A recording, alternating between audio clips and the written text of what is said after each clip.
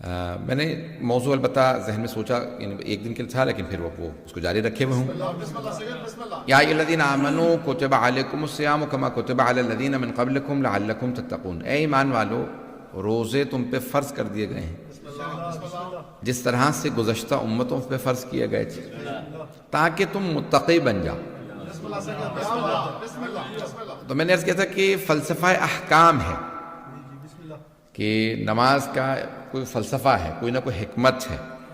تو جناب سیدہ نے تمام کے تمام ان احکام کی کوئی حکمت بتائی، اور میں نے عرض کیا تھا کل کہ آپ نے فرمایا کہ اللہ نے نماز کو اس لیے بنایا ہے تنزیہاً عن الکبر، کہ یہ تکبر سے بچاتی ہے۔ روزے کو اس لیے بنایا کہ یہ اخلاص عطا کرتا ہے،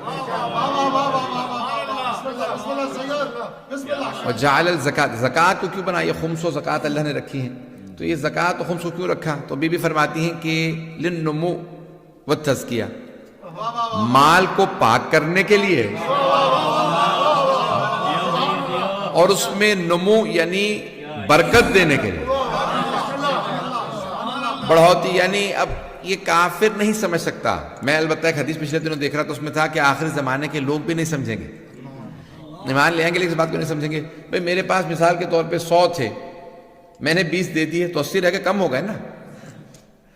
لیکن اللہ فرما رہا ہے، یعنی جناب سیدہ کے جو جملے یہاں پہ کہ للنمو، اللہ نے زکوٰۃ کو رکھا ہے نمو کے لیے، یعنی انسان کا 100 میں پورا نہ پڑتا، 80 میں پورا پڑ جائے گا۔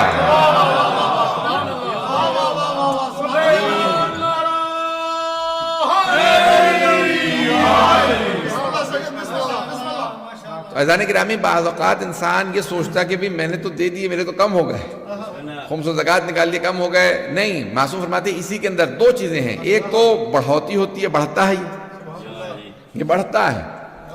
بھئی جو بھی اللہ کا، اس کے رسول کا، اہل بیت کا، سادات کا حق نکالتا رہے گا، اللہ اس کے رزق میں برکت دیتا رہے گا۔ اور عزیزان گرامی، بعض اوقات وہی پیسہ صحیح جگہ لگے گا، غلط جگہ خرچ نہیں ہو جائے گا۔ پتہ نہیں لوگ ہیں یا نہیں، میں اس کی باریکیوں میں نہیں جانا چاہ رہا ہوں۔ بعض اوقات انسان کہتا ہے میں یہاں خرچ کرنا بھی نہیں چاہتا تھا، وہاں خرچ ہو گیا، اور جہاں خرچ کرنا چاہتا تھا وہاں نہیں ہوا۔ عزیزان گرامی، آپ نے خمس بچا لیا لیکن اتنے ہی پیسے کہیں اور نکل جائیں گے، نہیں ہے مجمع؟ بھئی آپ نے کہا کہ چلیں اس سال مجلس نہیں کراتا، یہ پیسے بچا لوں گا، وہ پیسے کہیں اور خرچ ہو جائیں گے۔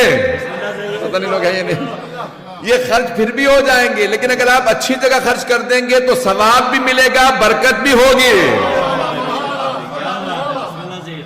عزیزان گرامی، اب یہ 1-2 چیزیں ہیں اس میں، ایک تو ہے نمو، وہ بڑھ جاتا ہے، دوسرا للتزکیہ، بی بی فرما رہی ہیں کہ یہ جو آپ مالیات نکالتے ہیں، خمس و زکوٰۃ نکالتے ہیں، خیرات نکالتے ہیں، اس سے پیسہ پاک ہو جاتا ہے۔ تزکیہ یعنی جس طرح سے انسان کا نفس کو پاک کرنا ہوتا ہے، جسم کو پاک کرنا ہوتا ہے، ویسے ہی مال کو بھی پاک کیا جاتا ہے۔ اب 2-4 جملے کہوں گا سخت ترین، اور جس کو ہضم نہ ہو تو میرا قصور نہیں ہے۔ یہاں تک فقہا کا فتویٰ ہے کہ اگر آپ نے خمس نہیں نکالا اور جن پیسوں سے آپ نے لباس خرید دیا تو اب آپ کے کیونکہ پیسے پاک نہیں تھے، لباس غصبی ہے، ایسے لباس میں نماز نہیں ہوتی، امام کا حق مار رکھا ہے۔ کم از کم اتنا تو نکال دو کہ کم از کم جن پیسوں سے جو پانی لے رہے ہو وہ وضو کا پانی پاک ہو، جس لباس میں نماز پڑھ رہے ہو وہ لباس پاک ہو۔ مجھے توقع نہیں تھی کہ آپ داد دے دیں گے، میں تو کہہ رہا تھا کہ اتنے سخت جملے بول رہا ہوں، تلخ جملے بول رہا ہوں۔ عزیزان گرامی، بی بی فرما رہی ہے للتزکیہ، یہ اللہ نے خمس و زکوٰۃ رکھا ہے پیسے کے پاک کرنے کے لیے۔